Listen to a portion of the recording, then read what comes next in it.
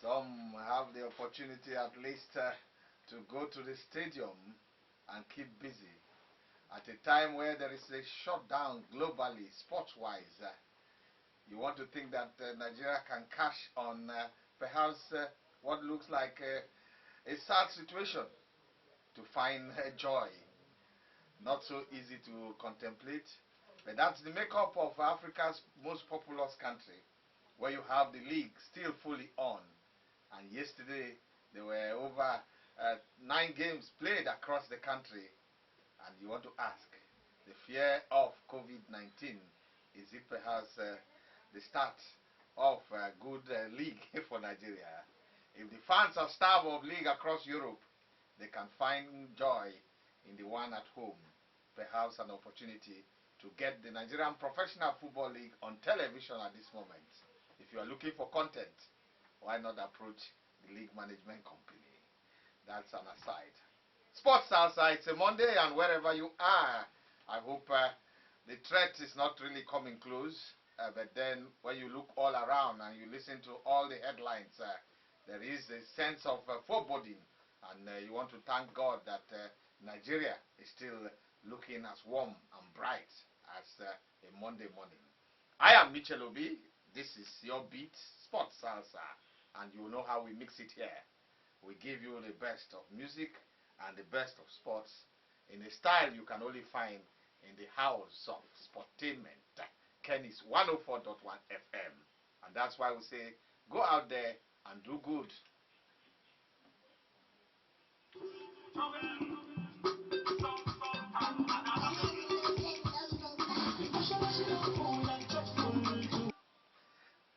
Yes, make you do good. If you do good, the country will be better.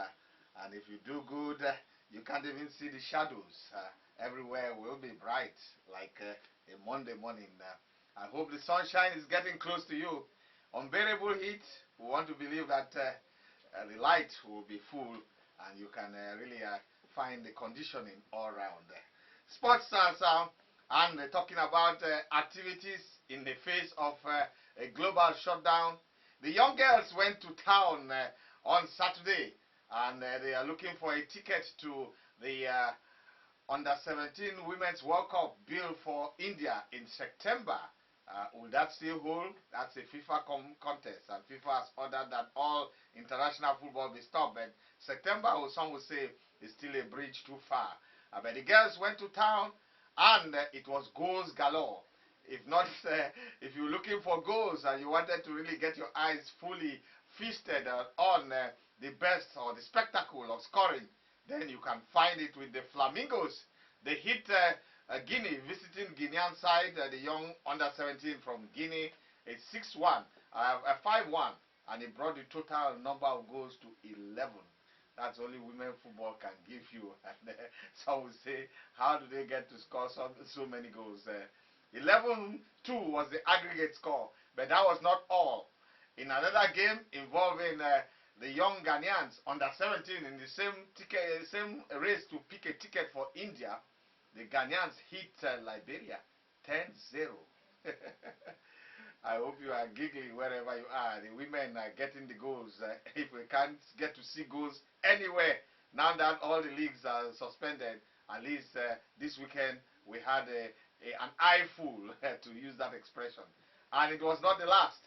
Cameroon went to town also, and they beat Sao Tome 10-0. So in just 1 week, a total of 33 goals in 6 games. That's for the under-17. And as they say, they are free when it comes to playing the game. They don't hold, they don't have any hesitation, no drawbacks. They just get up to the field and do the business. And if it's match, you can say the girls know how to match on. So we have Nigeria built to take Ghana for the second round. That's what they say. And we hope it will not be another goal feast. But then you went two powerhouses, especially at youth football level, confront each other. You can be sure it will be a real fight to finish. So we talk about the league, and you know what is happening. Plateau are at the top, or at the plateau of Nigerian Professional Football League. We'll give you all of that. Just stay with us and do good. It was a Sunday to remember Chineme Martins, the one who passed on during the match involving Nasarawa United and Katsina United. And last Sunday, across the country, the 20 clubs in the Nigerian Professional Football League really paid tribute to the young man who left us. He died on the pitch a week ago. And so Black Bands was the in thing among all the players across the country. Players and officials of all the 20 donned black armbands and observed a minute silence before kickoff as the LMC made a show of inspecting all ambulances and medical personnel at match venues. We also saw the president of the Nigerian Football Federation, Amanju Pinnick, inspecting the ambulance there at the Warri Township Stadium before the game started. And that is to show the seriousness they are taking the games now in terms of having the right medical equipment on ground and, of course, the right personnel. That's the way to go. Follow the rules, keep the rules, enforce the rules, and we'll have a league that everyone will be joyful about. Play was also halted in the 20th minute for another round of applause for the departed defender who donned the number 20 jersey for Nasarawa United. Tell me, that was a splendid gesture. Jersey number 20 he wore, and in the 20th minute of all games across the country, honor was given to the one who left us. Of course, Plateau moved 4 points clear with victory over a dogged Nasarawa United at the New Jos Township Stadium after closest rivals Rivers United and Lovi Stars all suffered losses away from home. So Plateau gingerly moving, and this was match day 24. Abdul Maikaba side were bailed out by Mustafa Ibrahim's late winner after Chinedum Ohanochom cancelled out Amos Giang's penalty opener for the host, who now have 46 points from 24 games. Enugu Rangers bounded up to fifth position with a slim 1-0 victory over second place Rivers United, courtesy of Chinonso Ezekwe's 39th minute winner. Rangers, who have a game in hand, have enjoyed a remarkable change in circumstances, having been in the relegation zone a few weeks ago. And Heartland FC put an end to a 3-game winless spell with a 2-0 win over Bengal Ogubote's Lobi Stars at the Okigwe Township Stadium. Pascal Eze and Chukwemeka Obioma scored either side of halftime for the 11th place Naze Millionaires. That's how Heartland are known. As third place Lobi's title challenge appears to be fizzling out with the Makurdi Bay side now having won once in their last 4 games. Not so easy. And Awalu Ali hit a brace with one of them a penalty as Kano Pillars moved up to 4th position with a 2-0 win over 19th place Jigawa Golden Stars at the Sani Abacha Stadium in Kano. This was easily a derby. Jigawa played their games in the Sani Abacha Stadium, and against the homeboys Kano Pillars, you can be sure the crowd were thick and huge at the Sani Abacha Stadium. Goals from Samuel Kalu and Uche Onoha put 10th place Ifeanyi Uba 2 goals up inside 25 minutes as Newi Bay side threatened to run over Dakada FC. That's of Uyo. The visitors tamed the tide, however, but Eso Achibong's 71-minute penalty proved to be a consolatory effort for the 6th place Dakada. And champions Eimba made easy work of Sunshine's United as Martin Osule, Stanley Dingba, and Dare Olatunji all scored as the People's Elephant rebounded from last week's CAF Confederations Cup exit with a resounding win in Aba. Their coach on Sports Salsa had told us that they will now shift their focus to the league and see how they can get to defend their title. That's easy given the outstanding games they have. And in the Loring, Chinedu Ferre's winner for 18th place Kwara United boosted their survival hopes as they closed the gap on 17th place Wiki Tories. Both sides are on 28 points, but Wiki have a superior goal difference. And Suleiman Ibrahim's 84th winner leveler cancelled out in Defreke's F. Young's 8-minute opener as 12th place Casina United rescued a point against 7th place Aqua United at the Mohammed Diko Stadium. Aqua had gone there to pick an away win, but that was not possible. And Fatai Abdullah's converted Abia Warriors' first successful sport kick of the season, deep inside injury time, to give them a 2-1 win over bottom side Adamawa United. That game was played in Umahia. And John Paul Chinedu gave the table proppers a shock lead on the stroke of halftime, but Yakub Ahmed equalized for the host a minute after the restart.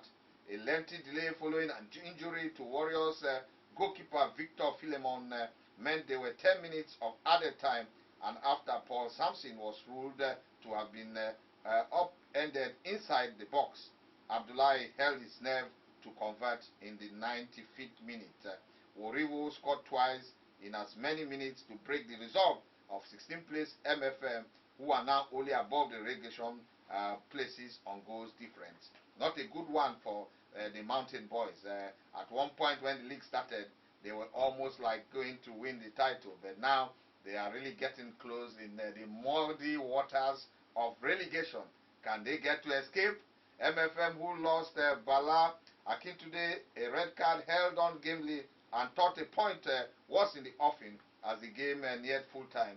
But Michael Okoye 89-minute goal was quickly followed by Charles Ashemene's strike a minute later to condemn the Lagos side to a heartbreaking defeat. And so that is the makeup of the Nigerian Professional League, still on, whereas all the leagues almost across the globe are on break or suspended or even told to put a halt. Plateau United 2, Nasarawa United 1. Amios Gyang scoring 27 minutes, Ibrahim Mustafa 82nd minute.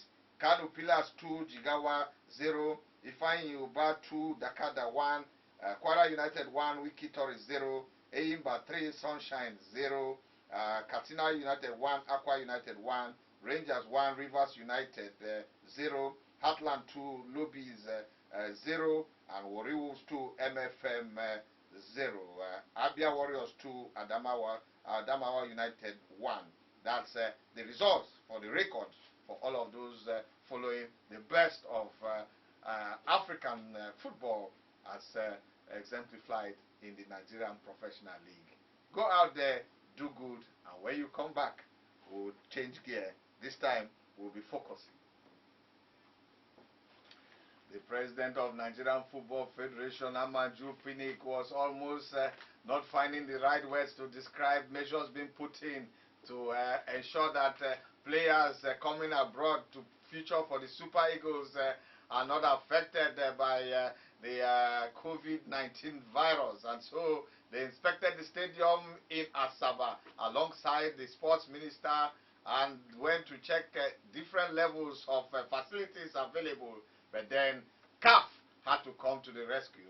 Late Friday night, CAF decided to suspend or postpone all games in the Nations Cup qualifiers for the FIFA window that should be between March 27 and 30th, of course. So Nigeria's game against Sierra Leone some would say it's off the hook for now, and then the return leg in Freetown on the 31st also postponed.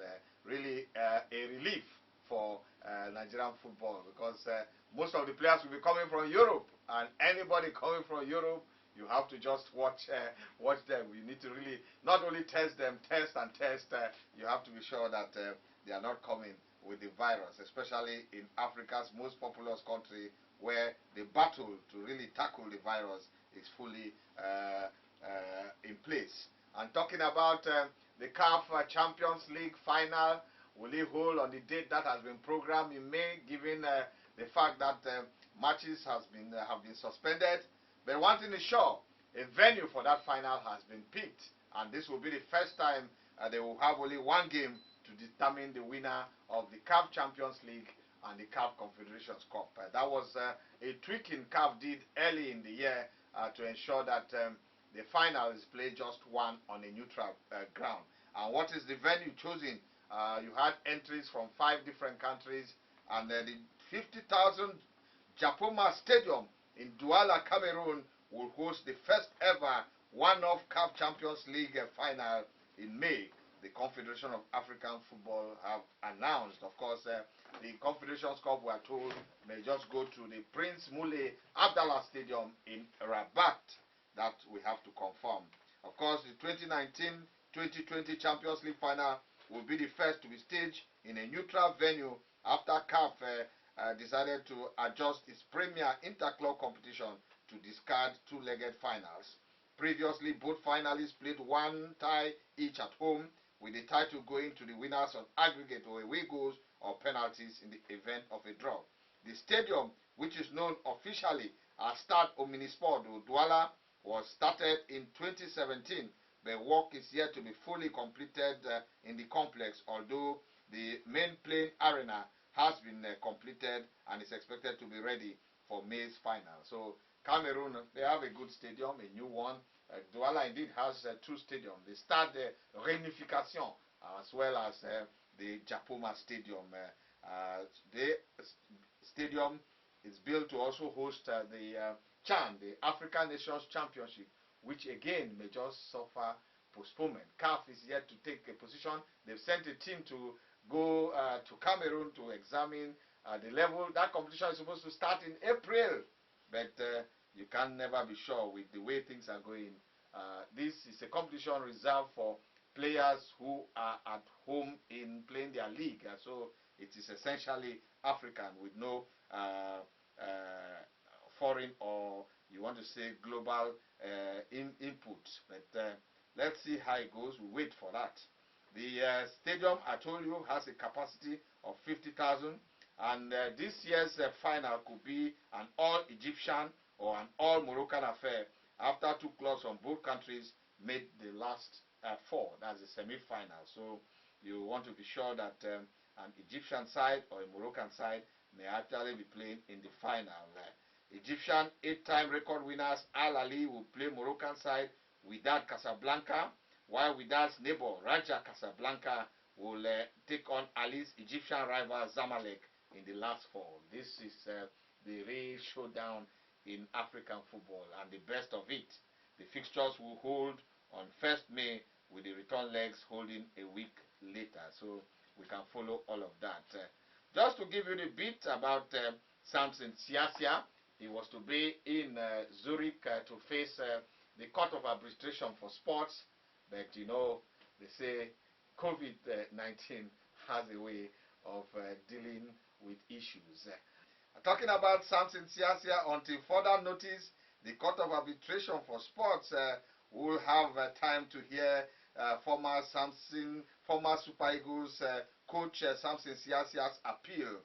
Siasia has been banned by FIFA for life for motivated decision in terms of bribery and of course match fixing. But Siasia, who has really not been heard, appealed, and the hearing was scheduled for March 19. But due to the COVID-19 outbreak, it has been postponed. CAF wrote Siasia on December 27, 2019, inviting him and FIFA representatives and their witnesses to appear at the hearing, which will was to hold at 9:30 hours Swiss time. The arbitral panel is called upon to resolve the dispute between Siasia and FIFA. Siasia won the 1994 Cup of Nations with Nigeria, played in their maiden World Cup appearance later that same year. He played over 50 times for the Super Eagles while scoring 16 goals. As a coach, he led his country's under-20 and under-23 sides to continental and global success, winning medals at the Olympic and, of course, showing class at the continent with the trophy. He also guided the under-20s to a runners-up finish at the 2005 World Youth Championship, as it was known at the time, in the Netherlands. Siasia is the most decorated African football coach at the Olympics, winning silver at the Beijing Games in 2008 and bronze at the 2016 Games in Rio. So really a player we need to really support. You cannot have it like Siasia. He knows how to hold his country high, and we need to support him at this stage. So that's how we'll be rounding up here on Sports Salsa, wherever you are. This is your beat. It's hitting hard all across the country. Viewing centers looking isolated. You would think there was a civil war if you go around on Saturday and Sunday trying to look at abandoned viewing centers all across the country. Kaduna with very many viewing centers really totally hit. But don't forget, Nigeria is still in the sporting mood. Our own Olympics is coming up in just a matter of days. Edo State, Benin precisely, the capital, will be welcoming all 36 states for the biggest sports festival in the continent. We are counting down effectively to that festival, and this is the place to be. We'll be giving you updates here, and you can be sure you'll get the best from us. That's the size of Sports Salsa, and you want to say before you wake up, you want to know that all is well. We'll be hitting Ghana. I'm sure Smile Baba is waiting plenty for you on the station that prioritize on music and sports. And so we take you to Accra with a Dekule Gold, asking all of them in Accra that before they wake up, let them know Kennis 104.1 FM is already hitting hard with music. I am Michel Obi. We'll do it again tomorrow, and as I say, just be vigilant.